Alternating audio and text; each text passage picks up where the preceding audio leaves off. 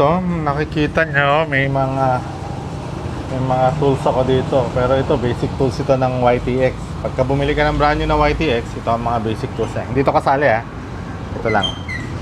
Ito, yung lalagyan nga, yung pouch. And then, yan. Isang 14mm 14mm by 12mm na open wrench. Tapos ito, spark plug wrench. Spark plug wrench na 10mm yung kabila. Hindi ako nagtataka ako bakit 10mm tapos 12mm yung kan, kasi pala ayaw makapal to. So ang 10mm yung bolt na maanuhin ito o yung nut na paggagamitan. And then itong kabila niya naman is 16mm. Not the outside, pero dito sa inside. Yung bolt na gagamitin o yung nut na paggagamitan. So, anyway, ito nga pala. Ang pag-uusapan talaga natin is about dito sa side gapping ng spark plug. Ang tanong, maganda ba?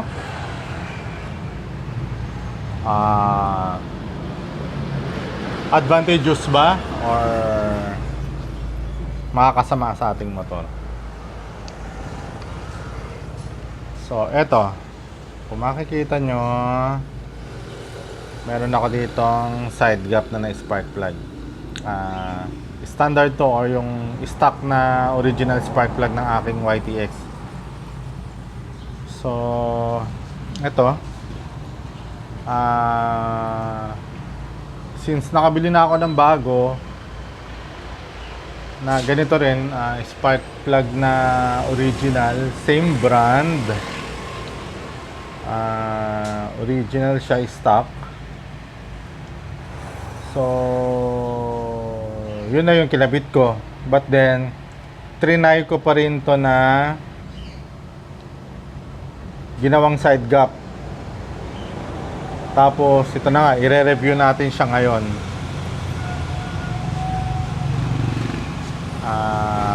Kung mapapansin nyo,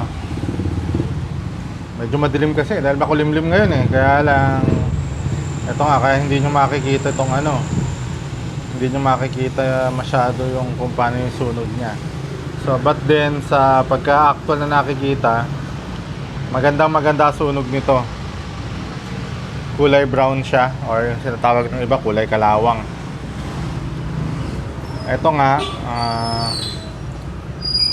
edi ang ginawa ko dito, sinide gap ko siya.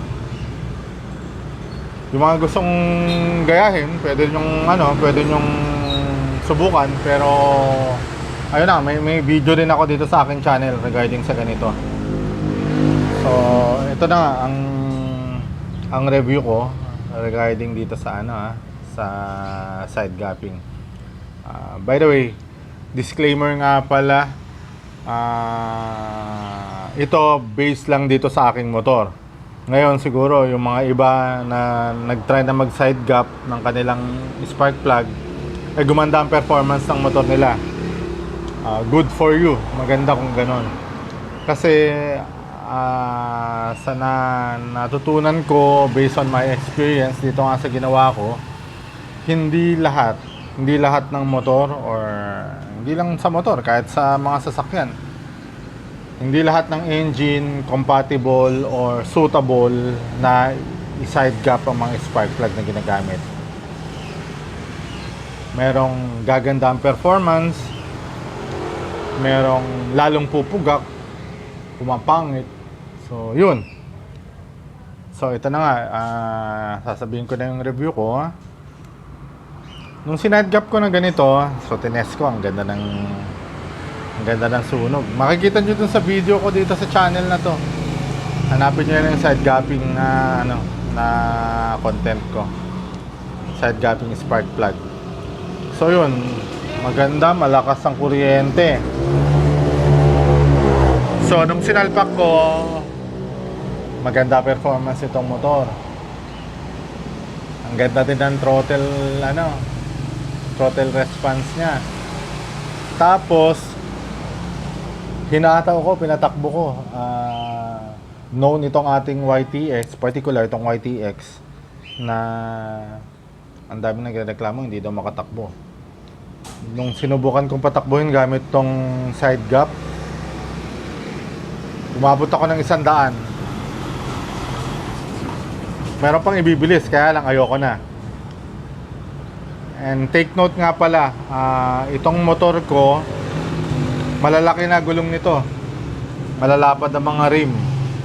Yung harapan ko is 100/80 rim 17. Ang rim niya is 2.15. Yung likod ko, ang tire is 120/80 rim 17. Tapos yung lapad ng rim niya is 3.00.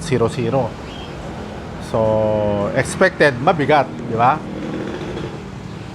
Pero kinaya niya ng 100. Gamit itong spark plug na to, na sinide gap ko. So, ayun, tuwang-tuwa ako dahil ang ganda ng power ka ako.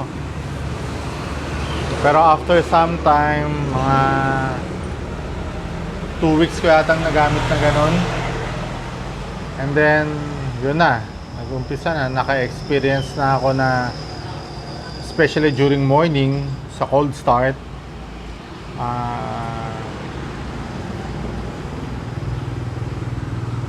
natural na gamitan natin ng choke na kailangan i-choke, and then sobrang baba ng idle, so medyo nabababad ng konti yung choke, and then also medyo matagal uminit ang makina.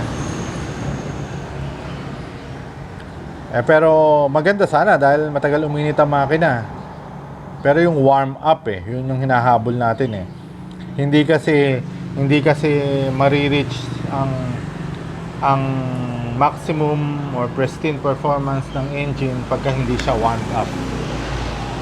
So ayun, kalaunan, katagalan, kahit warmed up na siya, pagka low RPM ka tapos bigla ka magre-revolution, hindi siya ganun ka-consistent. Merong parang bitin, but then pagka nakuha niya na yung high rev, umaarangkada na ng husto. So yun yung yun yung nangyari sa akin So it's up to you. Kung kayo mahilig kayo ng racing, pwede nyong gawin yun. Dahil ito nga, pagka naka side gap na ganito, during high RPM, makikipagrat-ratan ka pag bibigyan ka niya. Dahil maganda ang bigay na ng kuryente. Dahil pag napapansin nyo nga ito, naka side gap, open na siya. So yun, sa akin hindi ako mahilig magpatakbo. Unang-una, city driving lang ako. Tapos pangalawa, takbong pogi. Kaya I have decided na since may bago naman na akong spark plug na same din naman, stock, original, so yun na yung sinalpak ko. Kaya ito, naka-spare to ngayon. So ayun lang, ganun lang. Sa mga gusto ng mabibilisang takbo, pwede nyong gawin to. Pero i-expect ninyo na during cold start or pagka hindi pa well warmed up ang engine nyo, medyo may problema or hindi kayo masasatisfy sa performance ng inyong motor. Ayun lang. So ganon, it's up sa inyo kung anong preferred ninyo, kung magsa side gap or stay stock. Kasi itong side gap is na siya considered na modified na. Modified in the sense na minodify mo na tong spark plug mo. At saka nga pala, may disadvantage din to. Dahil nga naka-expose ang ating center electrode, expect mo na mas madali na siyang maubos. Kaya ito, kung mapapansin nyo, medyo na siya, mahigsi na. Before, halos ganyan yan So ayun, nauupod siya, mabilis maupod. Pero kung pang ratratan nga, gaya ng sabi ko, makikipagsabayan ka ng ratratan, pwede mong gawin to. Kaya eto, ganito na nga ginawa ko ngayon. Balik ako sa stock, sa original, dahil city driving lang ako at saka takbong pogi. Ngayon, although hindi ko sinasabing kabote ako na nakikipagretratan pagka napasubot, kailangan ng retratan or merong schedule para sa retratan, pwede rin to, pwede kong gamitin to. So ayun lang, hoping na hindi pa siya sagad pero sa tingin ko hindi pa naman working pa to, maganda pang niya. But then after some time, bibigay din to. Mas madali siyang bumigay o yung lifespan niya is mas mabilis compared sa naka-stock. So ayun lang, sana nakapag-share na naman ako ng magandang insight. And then ayun, nasa sa inyo na kung anong gagawin nyo, kung magsa-side gap kayo or remain stock.